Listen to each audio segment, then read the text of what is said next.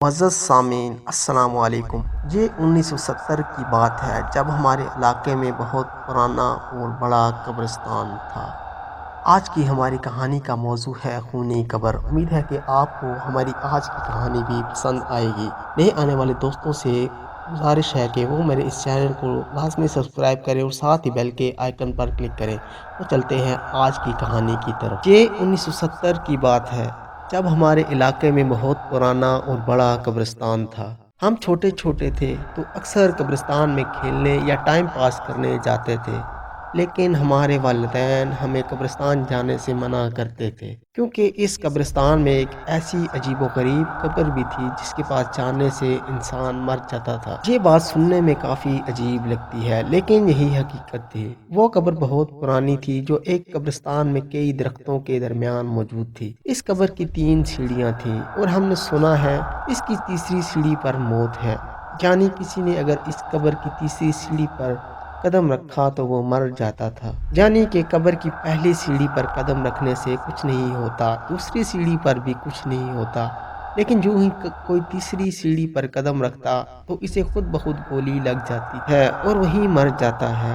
یہ بات ہم نے صرف سنی تھی، اپنی آنکھوں سے نہیں دیکھا تھا، لیکن ہمارے بزرگ بتاتے تھے کہ اس قبر نے گاؤں کے بہت سارے لوگوں کو مارا ہے۔ اس لیے ہمارے والدین کی طرف سے ہم پر سخت پابندی تھی کہ ہم کبھی غلطی سے بھی اس قبر کی طرف نہ جائیں۔ علاقے کے کچھ بزرگوں نے اس قبر کی چاروں طرف کانٹے دار جھاڑیاں لگا دی تھی تاکہ کوئی بھول کر بھی اس قبر کی طرف نہ جا سکے۔ ہم جب چھوٹے تھے تب سے یہی بات ہمارے ذہن میں بٹھا دی گئی تھی اور اس قبر کی کہانی ہم اپنے بزرگوں سے یوں سنتے تھے کہ یہ ایک مسافر کی قبر تھی جو ایک دن سفر کے دوران ہمارے گاؤں سے گزرا اور کچھ دیر آرام کرنے کی نیت سے ایک درخت تلے سو گیا۔ پھر کچھ ڈاکوؤں نے اس مسافر کو قتل کر کے اس کا سارا سامان چھین لیا تھا اور اس مسافر کو یہیں دفن کر دیا تھا۔ اس کے بعد جو بھی اس کی قبر پر جاتا تو اس کا قتل ہو جاتا، لیکن جب ہم بڑے ہو گئے وہ قبر ویسی کی ویسی وہاں موجود تھی، اس کے پاس جانے کی کسی کو اجازت نہ تھی۔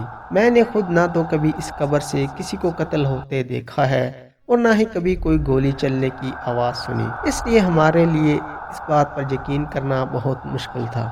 رات کے وقت ہم سب محلے کے دوست اکٹھے لوڈو کھیلتے تھے اور کھیل کے دوران ہم سب مختلف شرطیں رکھتے تھے۔ ایک شام جب ہم لوڈو کھیل رہے تھے تو کھیل کے دوران میرا دوست عامر بولا، جو بھی لوڈو میں مارے گا اسے خونی قبر کی تیسری سیڑھی تک جانا ہوگا۔ میں نے عامر سے کہا، یار یہ کیا بکواس کر رہے ہو، کوئی اور شرط رکھو، یہ تو سراسر خودکشی کرنے والی بات ہے۔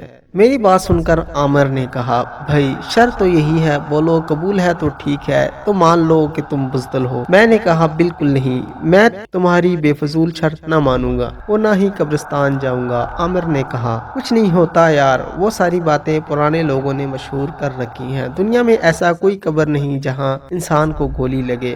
ہم نے اپنا بچپن جوانی اس علاقے میں گزاری ہے، کیا ہم نے کبھی کسی کو قتل ہوتے دیکھا ہے؟ یہ سب وہم ہم لوگوں کا ہے۔ آج رات کو چکر لگا کے آئیں گے، سچ جھوٹ بھی واضح ہو جائے گا اور پتہ بھی چل جائے گا اس قبر کی حقیقت کیا ہے۔ میں نے کہا، عامر تم تو جانتے ہو نا، اس قبر کے پاس جانے کی اجازت کسی کو نہیں ہے، اگر گاؤں والوں کو پتہ چل گیا تو ہماری جان لے لیں گے۔ عامر میری بات کاٹ کر بولا، ایسا کچھ نہیں ہوگا، ہم رات کو 2 بجے جائیں گے جس وقت یہ پورا گاؤں نیند میں سو چکا ہوگا اور پھر کل صبح واپس آ کر سب کو اپنا کارنامہ سنائیں گے، پھر کوئی اس قبرستان میں جانے سے نہیں ڈرے گا۔ عامر کی بات سن کر میں اس کے ساتھ جانے کے لیے راضی تو ہوا، مگر سچ پوچھیں تو مجھے بہت ڈر لگ رہا تھا۔ ہم نے اپنے ساتھ ایک اور دوست سبحان کو بھی شامل کر لیا۔ پہلے تو سبحان نے منع کیا، پھر عامر نے کسی طریقے سے اسے بھی راضی کر لیا اور ہم تینوں دوستوں نے رات کو قبرستان جانے کا فیصلہ کیا۔ رات کے 1 بجے جب سارے گھر والے سو چکے تھے تو عامر نے مجھے کال کر کے باہر بلایا۔ میں چپکے سے بنا کوئی آواز پیدا کیے اٹھا اور گھر سے باہر چلا گیا۔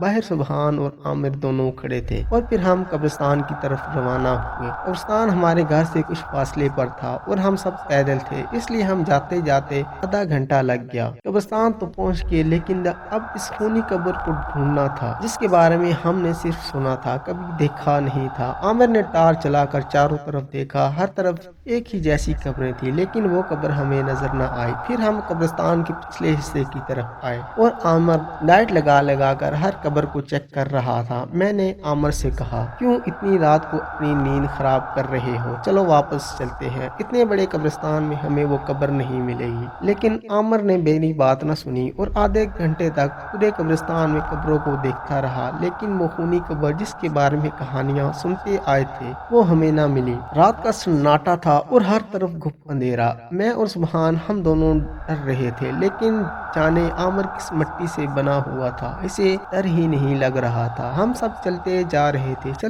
रहे थे, लेकिन वो खूनी कब्र हमें नजर ही नहीं आ रही थी। फिर अचानक आमिर ने हम दोनों से कहा, रुक जाओ। मैं और सुबहान रुक गए। आमिर ने सामने दरख्तों और झाड़ियों की तरफ इशारा किया। वहाँ बहुत बड़े बड़े दरख्त और झाड़ियाँ थी। आमिर ने टार्च लगा कर देखा तो इन झाड़ियों के दरमियान एक सफेद रंग की कब्र दिखाई दी। आमिर ने कहा, यही होगी वो कब्र, चलो अंदर चल कर देखते हैं। मैंने एक बार फिर आमिर से कहा, रुक जाओ आमिर, हो सकता है इस कब्र में सच में कुछ ऐसा हो जिससे हमें नुकसान पहुंचे। आखिर हमारे बुजुर्गों ने यूं ही तो इस कब्र की चारों तरफ कांटेदार झाड़ियां नहीं लगाई। सुबहान ने मेरी बात से इत्तेफाक किया, लेकिन आमिर किसी तरह भी मेरी बात सुनने को तैयार नहीं था। इसने कहा, अब आए हैं तो देख ही लेते हैं। ये कहकर आमिर झाड़ियों में रास्ता बनाते हुए कब्र की तरफ जाने लगा। हम दोनों भी न चाहते हुए इसके पीछे जाने लगे। कब्र के पास पहुंचकर हम इस कब्र को देखने लगे। वो बहुत ही अजीबोगरीब और आम कब्रों से ऊंची कब्र थी, जिसके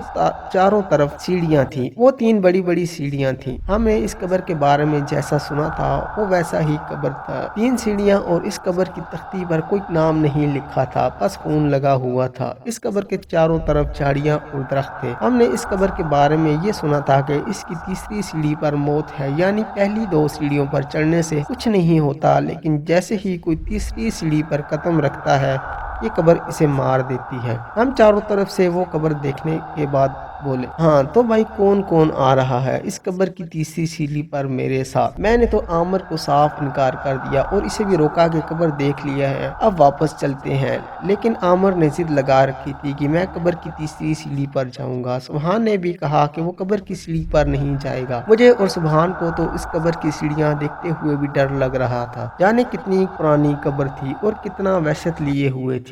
हम दोनों के इनकार के बावजूद आमिर ने अकेले इस कब्र की सीढ़ी पर जाने का फैसला किया। हम इसे रोकते रहे, लेकिन इसने हमारी बात नहीं सुनी। मैं तो मुसलसल दुरूद शरीफ का विर्द कर रहा था। आमिर ने पहली सीढ़ी पर कदम रखा। इसी वक्त कब्र के अंदर से एक अजीबोगरीब आवाज आई, जैसे कोई बंदूक उठा रहा हो। मैं और सुबहान खौफजदा हो गए। आमिर ने पहली सीढ़ी पर पहुंचकर मुड़कर हमारी तरफ देखा और हाथ हिलाया।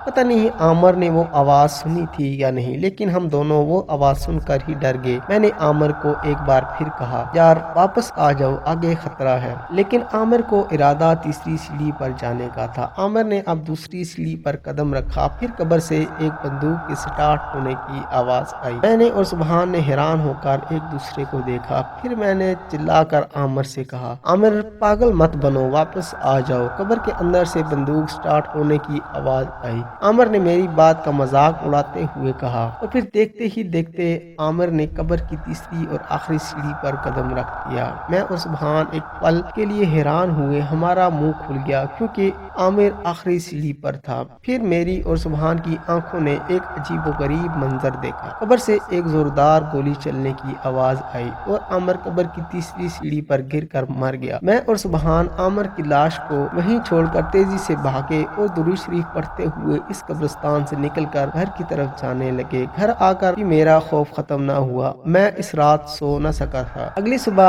आमिर की लाश गांव वालों को इस खूनी कब्र की तीसरी सीढ़ी पर मिली। मैं इस दिन के बाद आज तक कभी कब्रिस्तान नहीं गया। مجھے ہر قبرستان سے ڈر لگتا ہے، نہ دن کو نہ رات کو۔ عامر کی موت کے 20 دن بعد میں نے حکومت کو ایک خط لکھا جس میں اس خونی قبر کے چاروں طرف دیوار بنانے کی درخواست کی تھی تاکہ دوبارہ کوئی ہم جیسی بے وقوفی کر کے اس قبر تک نہ جا سکے۔ میری درخواست منظور کر لی گئی اور 2 مہینوں کے اندر خونی قبر کو سرکار نے اپنی تحویل میں لے کر اس کی چاروں طرف دیوار بنا دی۔ اب اس قبر کے پاس کوئی نہیں جا سکتا۔ اس رات عامر کے ساتھ میں اور سبحان بھی تھے، یہ بات کسی کو نہیں پتہ چل سکی اور وہ واقعہ میں آج تک نہیں بھول پایا۔ آج بھی اکثر رات کو واقعہ جب میرے خواب میں آتا ہے تو میں ڈر کر اٹھ جاتا ہوں۔ سامعین، یہ تھی آج کی کہانی۔ امید ہے کہ آپ کو آج کی کہانی پسند آئی ہوگی۔ کہانی پسند آنے کی صورت میں لائک، کمنٹ اور شیئر لازمی کیجیے گا۔ مجھے اپنی قیمتی آراء سے لازمی آگاہ کیجیے گا۔ اگلی ویڈیو تک کے لیے اجازت دیں۔ اللہ حافظ۔